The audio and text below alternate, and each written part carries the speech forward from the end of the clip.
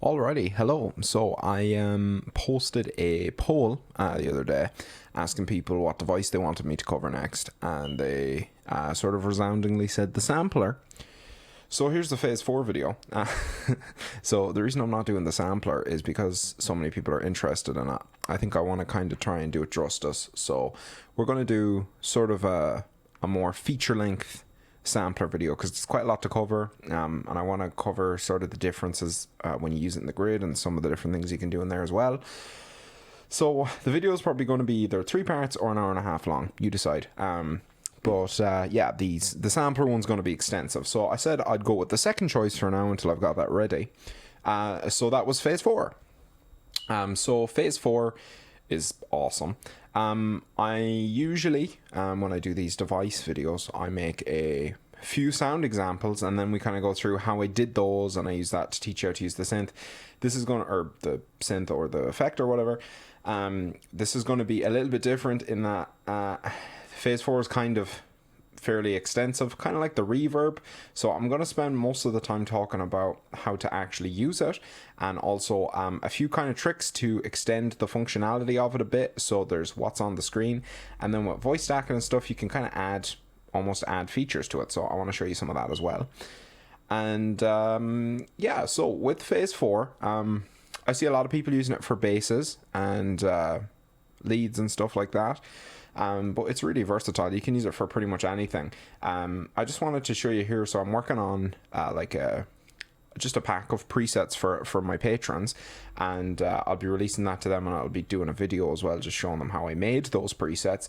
But it's pretty versatile, so you can do pads with it. I'll just show you an example here of nice pads, real stereo and stuff. You can do nice melodic stuff.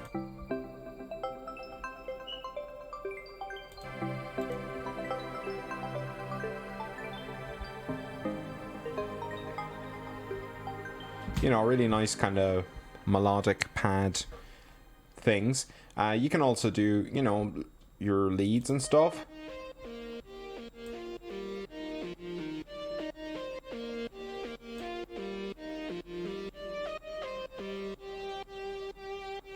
So yeah, it does lots of nice stuff.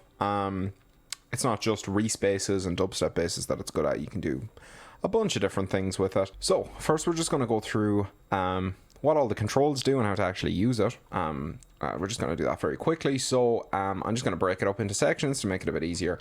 So this section right here is basically the master section in a lot of ways. So this controls all of the oscillators at once. So if I've got 2 oscillators coming through, this will control the pitch for all of them,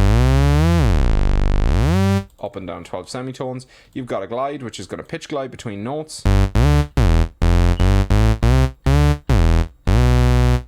As you can hear there, and the longer it is, the longer the pitch glide is going to take. You can turn legato on here, which means that it will only pitch glide between the notes if I've already got one held. Okay, so to check that out, let's just make this a mono synth. So right now it's got 6 voices. If you you can get this panel by opening up the inspector tab here, and right now it's got 6 voices, which means I can play 6 notes at once, even if I shouldn't. So let's switch it to mono, which is just going to give me 1 note at a time. So now if I hit 2 notes separately, it's not going to glide, but if I've got one held, then we get a glide. Cool, so that's the glide section. Then you've got like an XY controller here, and what this does is it basically is a sort of master control for the shape and mod parameters down here. What this allows us to do basically is we can set a level for our, say, our shape here, and the red oscillator you can see, and as I move it, it's moved here, and the mod, so it's on an XY where the mod here is on the Y axis and the shape here is on the X axis. And I can set this relative, so let's say at maximum X and Y over here, we want the shape to be here and we want the mod to be here. Let's just turn on a bit of modulation there just so we can hear the difference. So let's say that's where we want it when we've got it at max, and then maybe we want purple at a slightly different value here. So let's bring purple modulation in here so we can hear that too. So let's set where that is.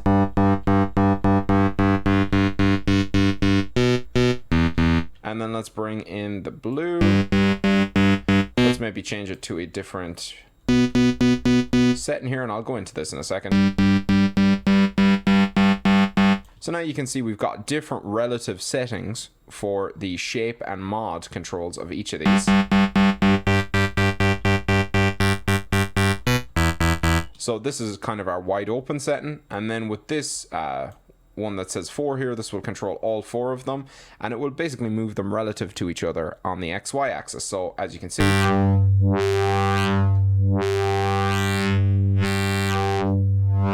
now we're controlling the shape and the mod values for all of these at once. So that's just a cool way of being able to control your overall sound and being able to control sort of the interplay between the oscillators in sort of the master section. You can also control the shape of all of them, or the modulation of all of them here. So you've got like a master sort of section to control those parameters, which is pretty cool. So if you're not familiar with this, the oscillators, I've probably just talked about a lot of stuff there in the XY that you're not totally familiar with, so let's get familiar with it. PHASE-4 is a phase distortion synthesizer. So what is phase distortion? So basically what it's going to do is it's going to give us sets of waveforms here, or what it calls algorithms. And if you want to read more about these and what exactly they're doing mathematically, you can come into here to the help menu, and if you come up here, it's got the algorithms listed here and what they're doing. You can read through those. We're going to have a look at them and see what they're physically doing. I think that's an easier way to sort of understand exactly what it is they're doing. But essentially what you've got here is a wave shape that you set. So this one is saw, but there's a bunch of them in here. There's pan width, there's half, there's double, there's sine, and these all have, you know, different characteristics. So what the shape parameter does is it's basically messing with the shape of that that wave that we've picked. So this saw goes from a saw wave to a sine wave and sort of interpolates in between the two. Then you've got pulse width. I think I called it pan width a second ago by accident, but you've got a pulse width, which is going to start off as a sine wave, and then as you pull it up, we're basically narrowing the pulse width as if it were a square wave. Then next we've got a half. This is the same thing, except it's not crossing the zero crossing, so everything is a positive value. So the sine wave is just up here above the zero crossing, it doesn't go beneath it, but it's still doing that pulse width type of thing. Then you got this double, and what this does is it doubles the frequency, so you've got 2 sine waves basically, or an octave higher, and then it sort of morphs them together into the original pitch.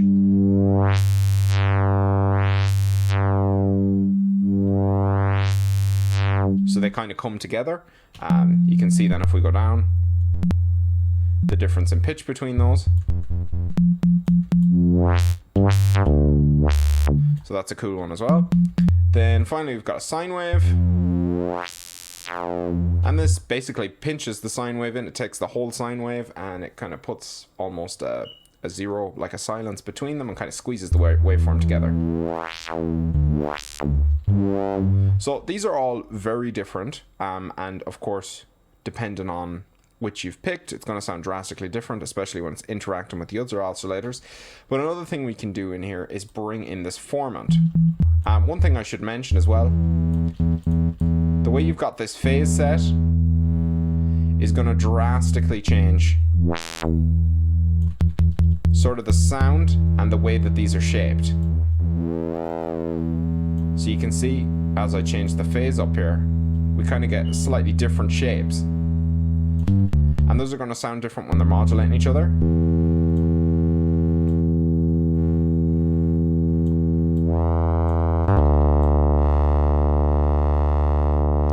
So between messing with the phase and messing with the shape parameter, you can actually do a lot just with the phase distortion section without even bringing in the modulation.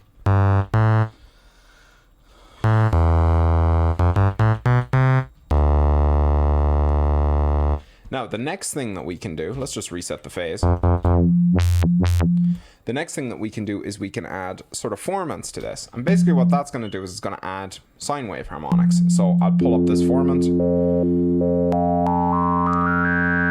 And you can hear those extra harmonics coming in.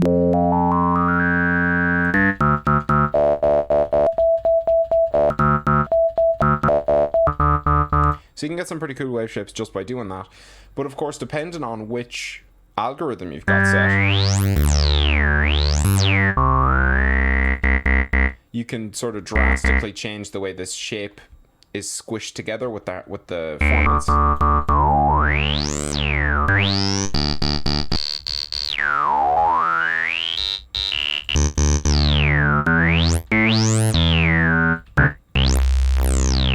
So yeah, you've got a bunch of options there just in that phase distortion section without even bringing the oscillators together and modulating each other. So that's pretty much the phase distortion element of it.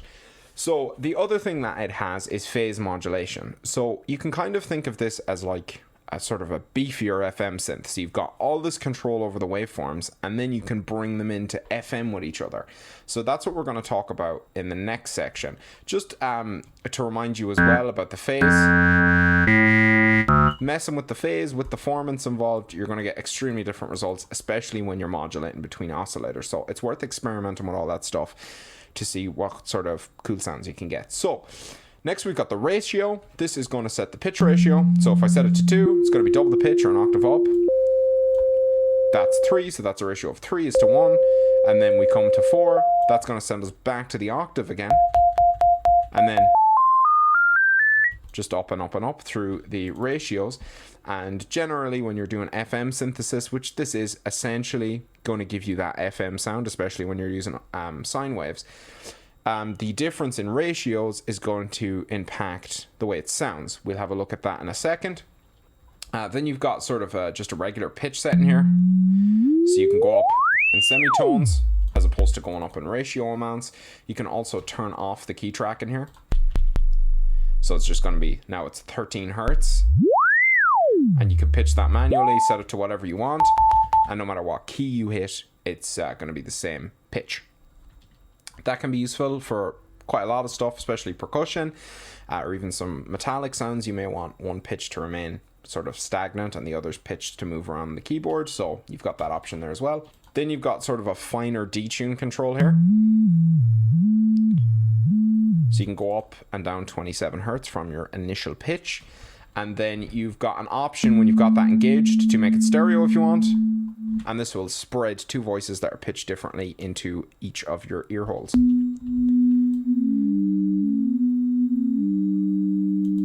Then the other basic control we've got here is just a volume for the oscillator. So as well as using these oscillators to modulate each other, we can just add them together.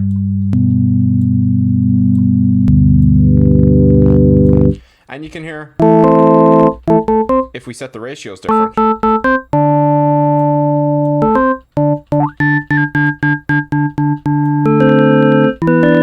we can almost get sort of organ type sounds if we'd like to.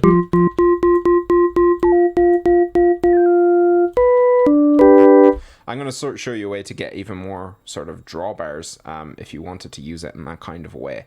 I'll show you that later on. But yeah, you can just add these waveforms together, have them at different settings, different shapes, without worrying about modulating them with each other. And also you can just click on the name of the oscillator. So you got red, blue, yellow, and magenta, and you can deactivate the oscillator that way. So yeah, that's just how you mix the oscillators together. Now, on to the modulation.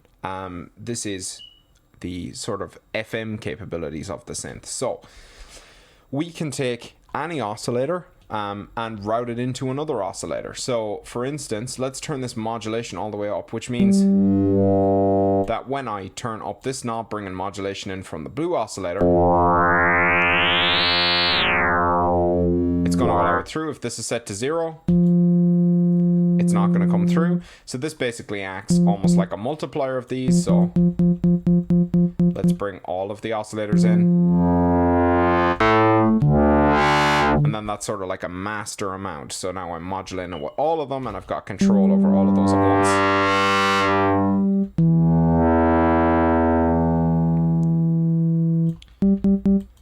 But But for now, let's just focus on one. So the first and most basic relationship that we can have is we can just feed back one oscillator into itself. So let's set this one to a sine wave, and then we can just send it into itself.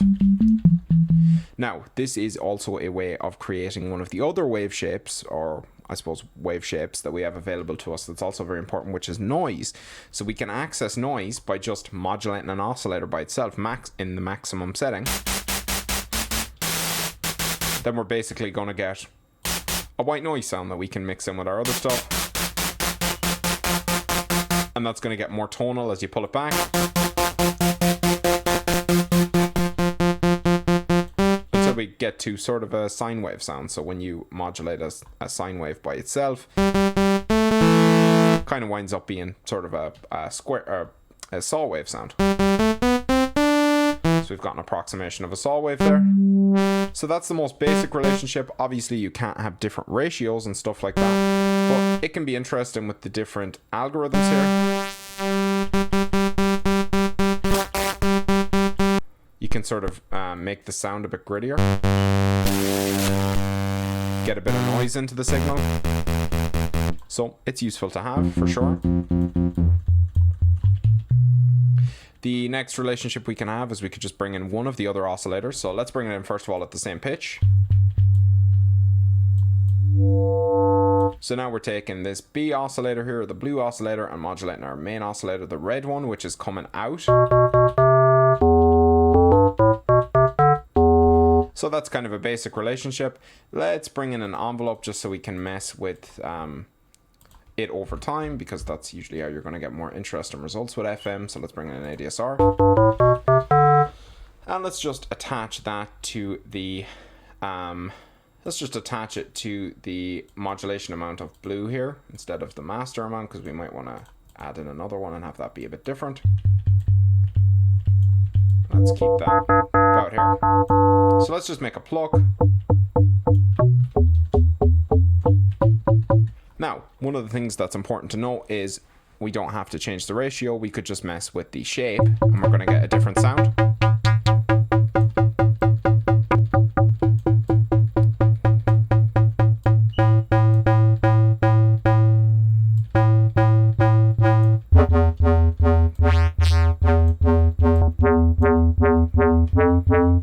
Maybe even bring in some of that formant.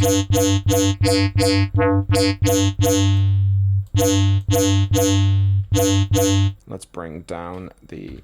So you can get sort of gritty dubstep, simple FM basses doing that. We may even want to modulate this over time, so let's modulate the shape here. Maybe even the shape of our original oscillator. And now let's make our original oscillator stereo.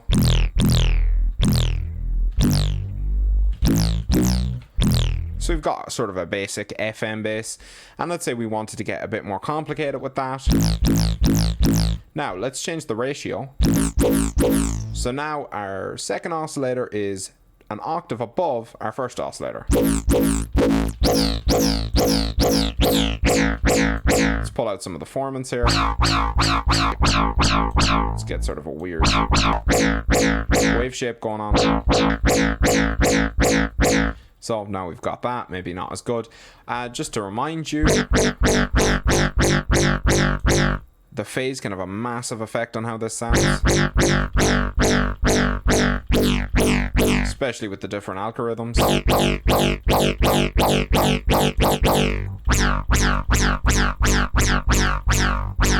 Sometimes it can be a bit more subtle. So now we've got that. Of course, we don't just have to have them modulating each other. We can also mix in the signal from this oscillator. We may not want to, but we can. Maybe we could set this to just a bass octave, and we could set this one an octave down.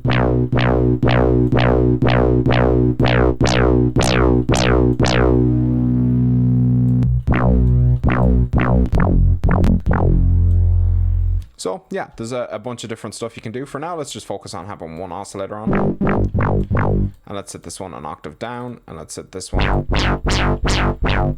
to the same octave. So what other kind of a relationship could we have? Well, we could bring in another oscillator to modulate the oscillator that's modulating our main oscillator. So right now we're hearing this one, it's being modulated by this one. Now let's modulate this blue one by this purple one. And now maybe let's mess with the shape here.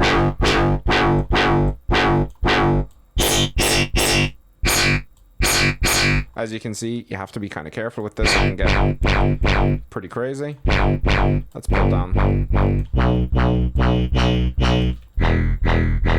Let's mess with the ratio as well. Let's pull them formants out. And maybe let's feed red oscillator back into this purple one. Right. And let's change the ratio.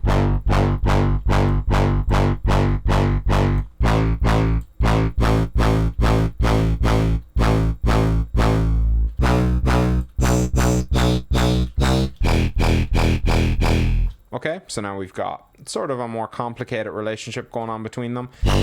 Let's also use that purple oscillator to FM this red one a little bit.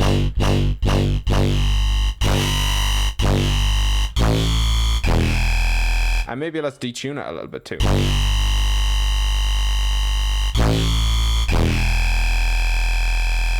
And let's make this one stereo.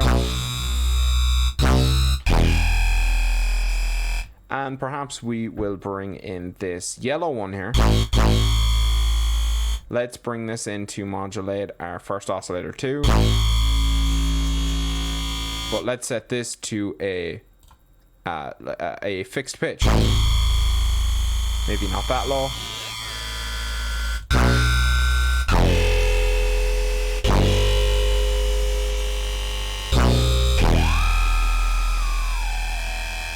Maybe we even want to take an envelope here and get the pitch of this one modulated.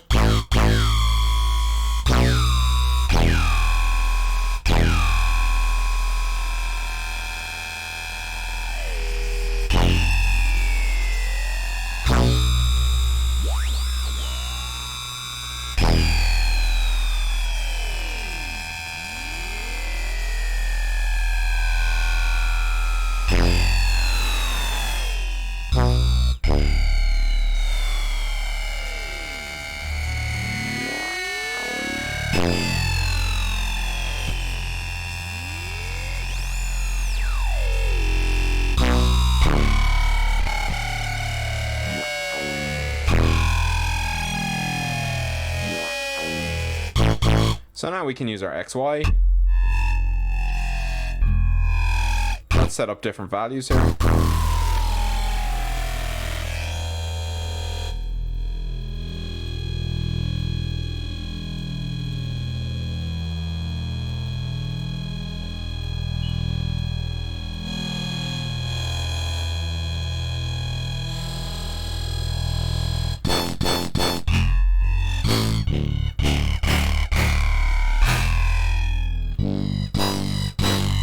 So, look, obviously not a great sound. I'm just kind of trying to show you how you can mix the oscillators together to get sort of weird results. So yeah, you can have really complicated relationships. We could even have the purple oscillator here. Let's just bring it up a bit. Feed back into itself. And then feed this into this fixed oscillator here. And then that's all coming back to our main oscillator, which we could feed into itself.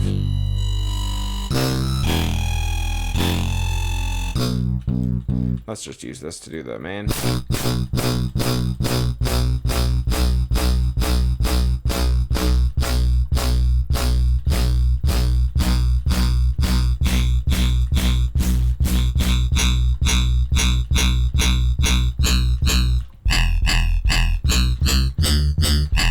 Once you get modulation involved, you can create really gritty stuff or just really simple stuff as well. I mean, you can make simple stuff like bells and stuff with this.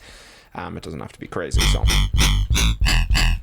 So yeah, that's just an example of the FM capabilities and how you can route stuff into stuff. Okay, so next I just wanted to show you the filter. The filter in here is exceptional. It might be the best filter available in Bitwig in an instrument.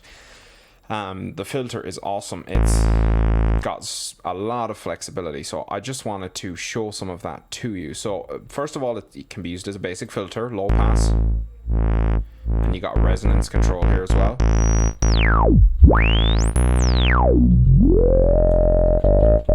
You can also have a 4-pole filter, just a low pass. You can have a band pass, a sort of an arrow 4-pole band pass, high pass, and also a narrow one, notch filter, or you can bypass them, but you can still use the drive, which I'll talk about now. The drive is going to drive into the filter, so it's going to make it really smudgy and distorted. So I'll drive that much.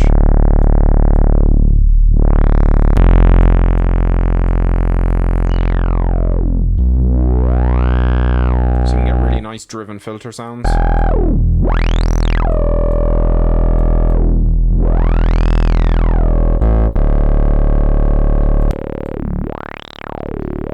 You've also got a filter feedback, which is going to feed it back into itself.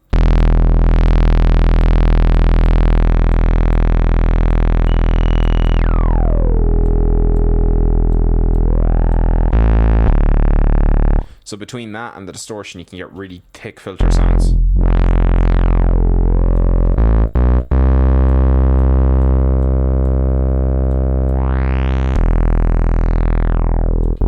It's a really great sounding filter. So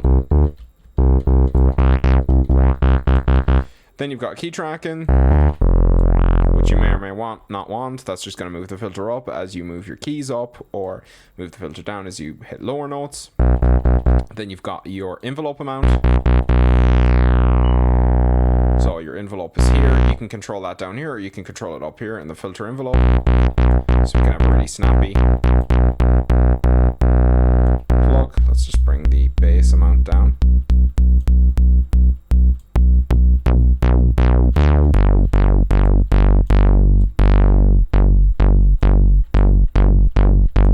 Anyway, it just works as a regular filter envelope would. Then you've got your amp envelope here. It's just your volume envelope, so ADSR as well. And then you've got a velocity control for both of those, so they respond to velocity, both your filter and your amp envelope.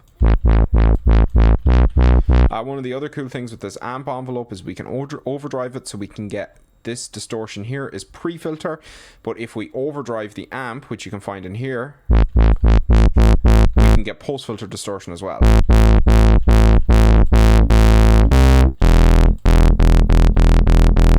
So anything in the pluses is going to distort it. You can also find a knob down here, this gain knob. So yeah, you can get really distorted sounds in the filter section. The main thing, I suppose, between this filter that's different to the other filters is you have the opportunity to use the oscillators to frequency modulate the filter. So let's turn the resonance up pretty high here. Let's turn the feedback off for a sec. And let's turn the envelope off as well. So that's our filter sound. Now let's use, say, our magenta oscillator here. We can go plus or minus.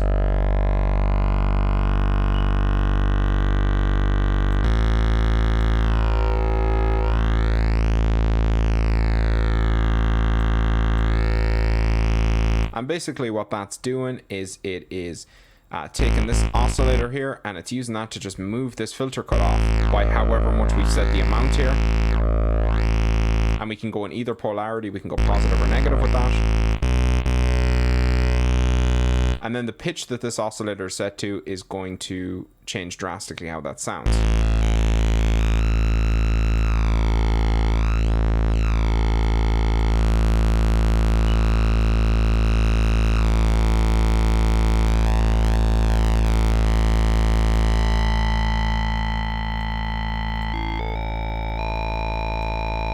blue oscillator too.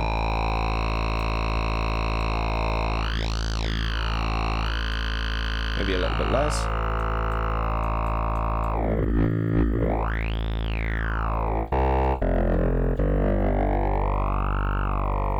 Now, when I'm going over the sound design elements in this, making presets and stuff like that, I'll go a bit more into how you can get cool sounds out of this. But a lot of the time, it can even be cool just to throw it on a sound and mess with the filter. You'll get some pretty cool sounds with it. Obviously, the filter shape makes a big difference as well, or the oscillator shape makes a big difference to how that's going to sound too. So let's change up the shapes of these a bit. Maybe even bring in some FM on the oscillators.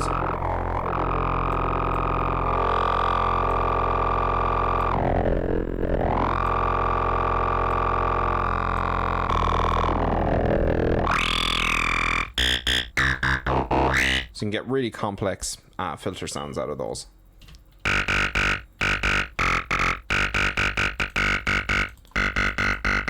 So it's pretty much allowing you to route your oscillators wherever you want them. So you can route them to your filter cutoff, you can route them to other oscillators. And again, we can use that key tracking trick that I showed you. So let's turn down the resonance here a little bit. So let's turn off the key tracking, and you can basically turn this into an LFO.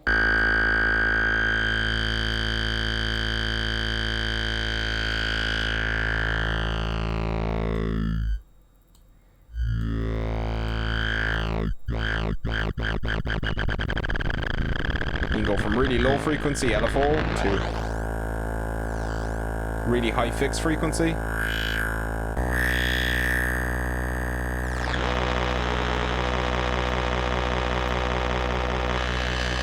So yeah, lots of cool sounds you can get messing with the FM for the filter. So that's pretty much all the controls. You've got an output here as well. I showed you the gain, and you can pan it left or right. The effects going in here, you can nest effects chains like you can on any Bitwig device. Now I want to show you a couple of tips and tricks to extend some of the functionality of this. So in here you've got voice stacking. So what voice stacking is going to do is it's going to multiply the synth on top of itself, but you can use it to almost fake certain things. So I'll show you that. The simplest is going to be the filter. So you're going to get a bit of a volume bump when you turn up the voices. So I've got them turned up to 5 now. Let's just turn it down so it's at roughly the same level. So now the first thing I want to show you that we can do is we can turn our low pass filter into a low pass filter that has multiple resonant peaks. So the way we can do that is if we bring in one of the voice stack modulators. And let's go into the voice stack modulator and set it to manual here. And then let's set this to the filter. You can set it as much as you want. We're just going to set about that range. Then I can move these independently.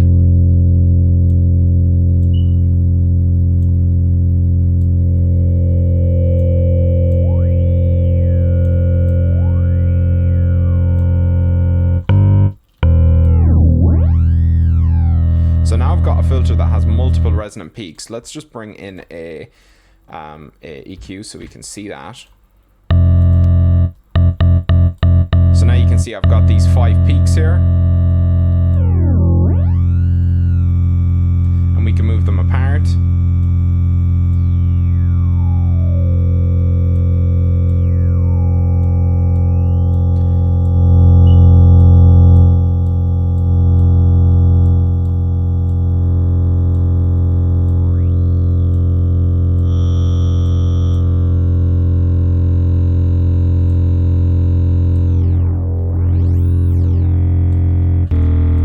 So you can get this crazy kind of almost phaser-like low-pass filter. And mess around with the drive.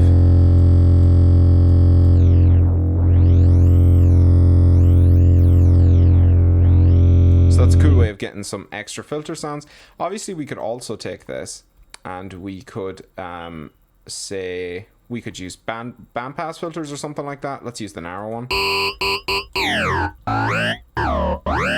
Turn that down a bit.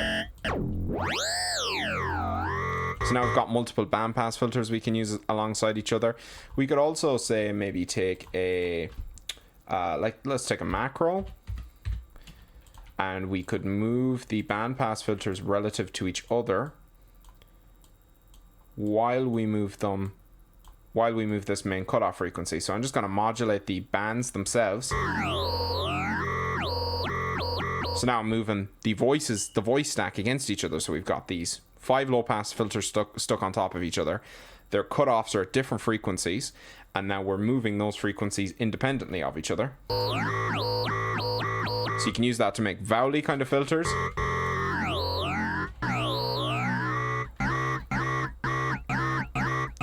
We could also move the master cutoff with this as well.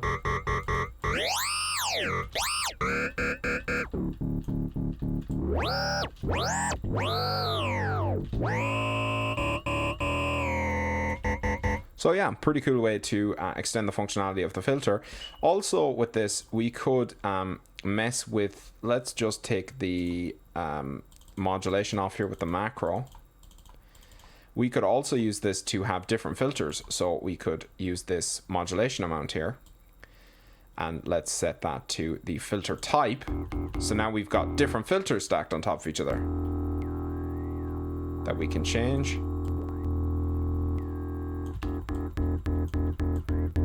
That are at different frequencies. So we could have a band pass and some low passes, and they could be all stacked on top of each other. Obviously, we could have a separate voice stack here, like a separate one. And we could have this one control. Let's turn off the filter type, and let's use this one to control the filter type, and the other one can just stick with the frequency. And then let's switch the manual here again.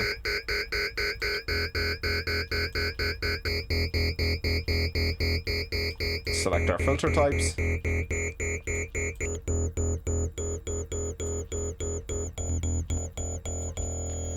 So now we've got multiple different filter types, and now we can mess with the frequencies.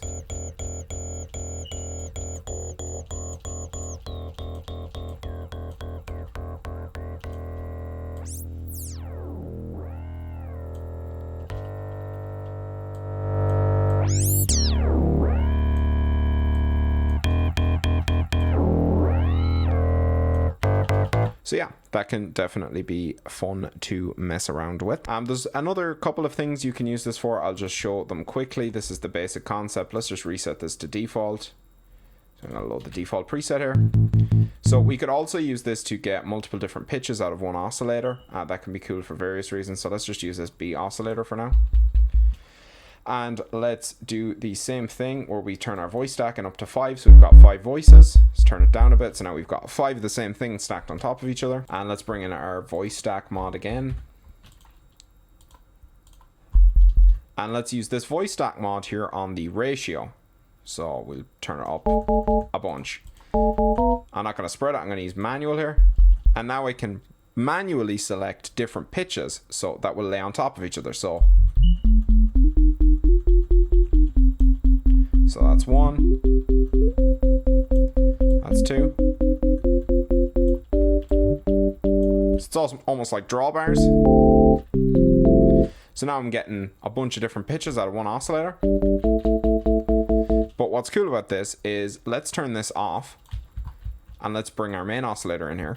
Let's not worry about FM for now. Let's just put a Sine Wave through our filter. So now we've got this filter. Let's turn our resonance up. And now let's frequency modulate the filter. And now we're frequency modulating it by multiple pitches at once, just using one oscillator. So you can hear we can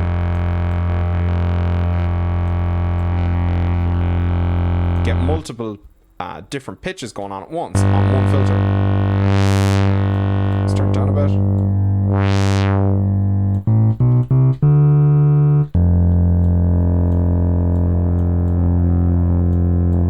That's pretty cool. If we wanted to, we could also maybe attach it to the shape parameter and maybe even the actual algorithm.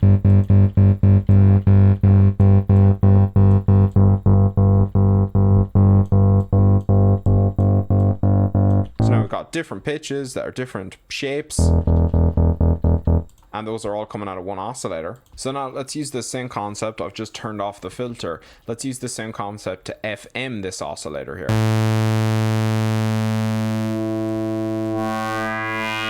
So now we're going to get multiple different pitches coming off this one oscillator.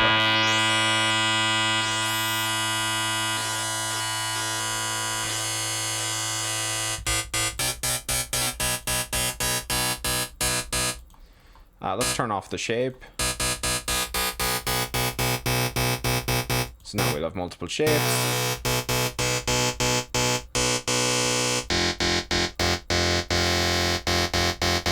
Maybe we even want to bring in a macro again here to change this up over time. Let's just mess with the shape here. And obviously, let's just mess with these a little bit.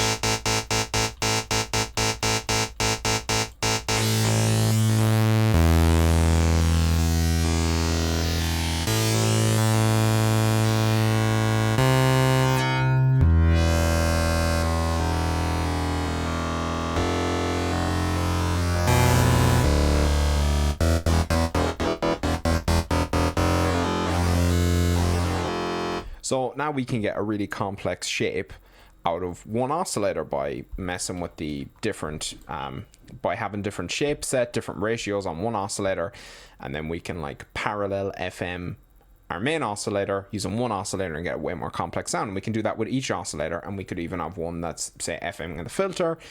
So yeah, lots of different possibilities you can do with the voice stacking in here as well. That's just about it for my tutorial for phase 4. As I said, I will be releasing a preset pack for the people who are supporting me on Patreon and here on YouTube. There'll be a video that coincides with that over there that'll show how I made each of those presets. But once I get through the devices, I will come back to phase 4 and I'll show you some sort of sound design tips and stuff like that. I should be doing that in a few weeks. So let me know whether you want me to do the sampler videos one big long video or as like a little mini series. And that's pretty much all I have to say. Thanks a million for watching once again. Hit subscribe if you found it helpful, and also hit the like. I should have said that at the start, but like the video if you liked it. Thanks very much.